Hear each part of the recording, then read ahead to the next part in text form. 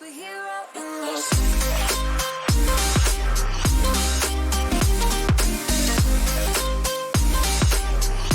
A superhero in this. Hey guys, let's jump right back into it. Welcome back to Drake's Den. We're going to cover some pop culture news, things about movies, games, the good stuff that we all want in life. And I try to cover it as quickly as I can. I will add some commentary to some of these pieces, but again, um, everyone, we all have better things to do, and I know everyone doesn't want to sit here and listen to this irritating voice of mine. But first one I'm going to cover today is going to be an article from GameSpot, and it is Tom Holland. Apparently, he's talking about taking a break from acting. He says it's maybe time for a Spider-Woman. Okay, well, Spider-Man actor Tom Holland has spoken about taking a break from acting to focus on starting a family and getting involved with projects outside of Hollywood. Holland, 25, told People, "I've spent the last 6 years being so focused on my career. I want to take a break and focus on starting a family and figuring out what I want to do outside of this world." He added that he is excited to one day become a father, and if he could have a career outside of acting, he might be a school teacher. Holland's latest movie, Spider-Man No Way Home, is in theaters now, and it's projected to make a lot of money. Holland said he is grateful to Sony and Marvel for the job, and he doesn't want to hang up the suit, although he admitted it might be time to do so. "I don't want to say goodbye to Spider-Man, but I feel like we might be ready to say goodbye to Spider-Man." He said, "I don't want to be responsible for holding back the next young person that comes in who deserves it just as much so." Okay, so what we can all get from this is he is definitely young. He has plenty of time ahead of him. And a lot of actors do this. It's common to see that they want to get out of this space while they have a chance to do other things with their life. But regardless, I know we're all probably really excited to see what else is going to come out from that young lad. So to finish up here, Sony producer Amy Pascal recently said a new Spider-Man trilogy of films with Holland could be in the works, but importantly, no deal has been made. So this is not a sure thing. Whatever the case, Holland said he's hoping to see his Spider-Man franchise become more diverse with respect to who plays the lead role. Maybe have a Spider-Gwen or Spider-Woman, he said. "We've had 3 Spider-Mans in a row. We've all been the same. It'd be nice to see something different." As far as taking a break from acting, Holland isn't doing that just yet. He'll be seen next in the Uncharted movie alongside Mark Wahlberg. Okay, so here's the thing. Here's what I have to say about this. They haven't even touched the surface with all the stuff for Spider-Man before they even get started on Spider-Gwen, Spider-Woman, or Silk, or anyone else.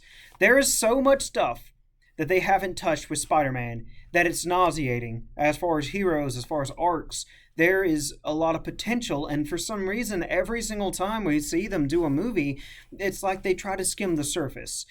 This one, I heard they bring so much to it. In fact, I'll be seeing it come this following week, so fingers crossed it's all the hype that we've all wanted. But yeah, good luck to them. Hopefully everything works out, and I would like to see more stuff from Marvel and Sony in regards to Spider-Man. And hell, if they want to bring in a Spider-Gwen or Silk or, Spider-Woman or a Lady Venom, whatever they want to do it. More the merrier. As long as they don't shove something down our throat, I think we'll all be fine.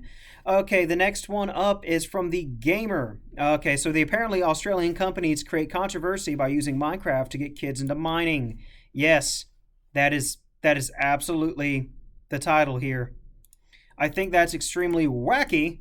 The whole concept that Minecraft will get someone into mining, the clicking of a mouse button is not the same as swinging of a pick. The Association Minerals Council of Australia revealed 2 games in August 2021. The purpose was to build awareness of opportunities in the modern technology-driven Australian minerals industry. The organization represents the biggest producers of coal in the country.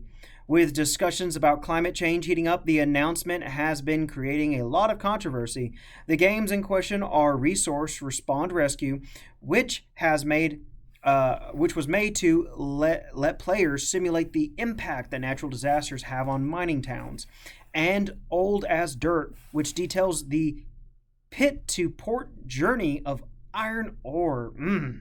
Didn't that sound fun? The former is based on Minecraft, and the later uses the proprietary engine. Both were designed to be used in elementary schools. That's how young they're hitting this. That's wacky. I'm sorry, guys. That is just wacky to think. You know, especially with everything that's just kind of like going on in the world. I do believe now that what's happening right now in the world is a thing. It's a thing, but it's always been happening. Only thing we're doing is we're slightly speeding it along, but it's been happening forever.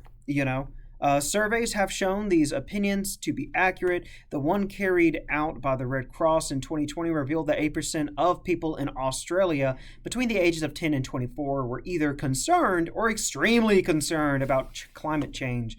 The one performed by the United Nations indicated that 69, what a fun number, percent of people around the world between the ages of 14 and 18 considered climate change to be a global emergency. I think that was planned out between the people of 14 to 18 to try and figure a good 69 number in there. That's a good age for that kind of humor. This would be where resource, respond, rescue, and old as dirt come into the equation. Many people want to keep them out of the curriculum. I do believe video games should not be in the curriculum. That's absolutely true. I am down for that. That is just silly. Add it to someone's computer? Sure, why not? But shoving it down the youth is dumb. Again, there's just so much with that's irritating to me, and I'm not going to cover it all because that wouldn't be news. But what is news is that the Intel once again warns of chip shortages continuing until 2023. We're not even 2022 yet, and they're like, 2023, guys, hey, no chips. Sorry. So as the Omicron variant spreads, Omicron Persei 8 is the first thing I think of whenever I see that. Just what it is. We named it after goddamn alien planet from Futurama. As the Omicron variant spreads rapidly around the globe, and hopes of a quick end to the pandemic fade into the rearview mirror, so too does our hope for a quick end to the worldwide chip supply shortages. Intel CEO Pat Gelsinger, in an interview with Nikkei Asia, stated that he doesn't expect an ongoing chip shortage to ease before 2023. Those plans for a new gaming rig might have to be delayed a little bit longer. Gelsinger's comments came during his Southeast Asia business trip, where Intel announced a $7.1 billion investment to expand its manufacturing in Malaysia. He teased even more Intel investment to come, saying, "I expect to announce our next major U.S. site and our next major European site in the near future as well. It's good to see all major semiconductor manufacturers taking some of their huge profits and investing them, so that the world has some buffer to protect against future supply shocks." So here's a thing that kind of ties in with what we just saw in Australia. If all of this is going on, which, okay, sure, there's manufacturing shortage, yada, yada, yada, but you're so concerned about the environment, and you're going to build more large factories that's going to cause more pollution and more of what you're saying we shouldn't do. I promise you, just about everybody who's on board and says that we need to do something is looking at getting a new computer, is doing all this stuff. They don't think about long-term things. Literally everything we pretty much do in the world right now impacts the environment. It's just how it is.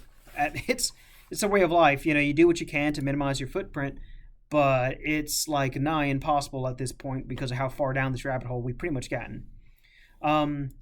But yeah, I think again, the whole chip shortage, I think that wasn't something I saw on the horizon. I was thinking maybe 2022 by some time. It should hopefully be coming down. Another thing that is kind of concerning is Google Drive will prevent you from sharing files that violate its TOS.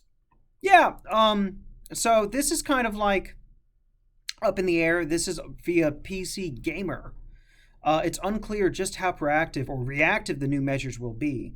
But as our colleagues at Tech Radar reported, like I said, via PC Gamer, Google has announced that it will lock any files in Drive identified as having broken the terms of service, preventing them from being shared with or viewed by other users.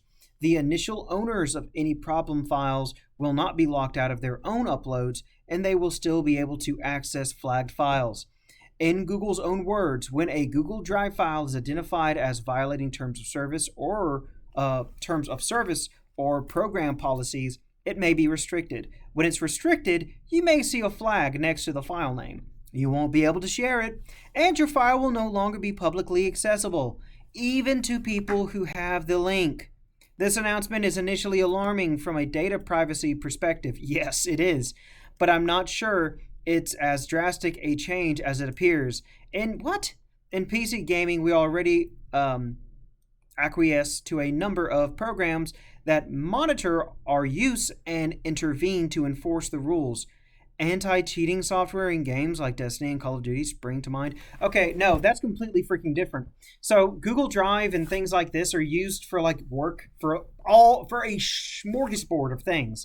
That's like saying I'm going to upload pictures of me and my wife, and they're like, hey, I'm flagging this because I don't like what your wife's wearing because one of her shirts says something that doesn't approve. That's completely different. That goes to a whole nother thing. It's like Big Brother Google trying to clamp down its vice grip on our penises here. It's ridiculous. So as for the monitoring and control of files in the cloud, Apple, Discord, and Google already have programs in place to automatically flag images associated with criminal activity, like the endangerment of a minor. Okay, how can you judge that via a photo? That doesn't work. You can't not say, oh, that's a minor in that photo. I look young. People think I'm a minor all the time. I'm almost 30.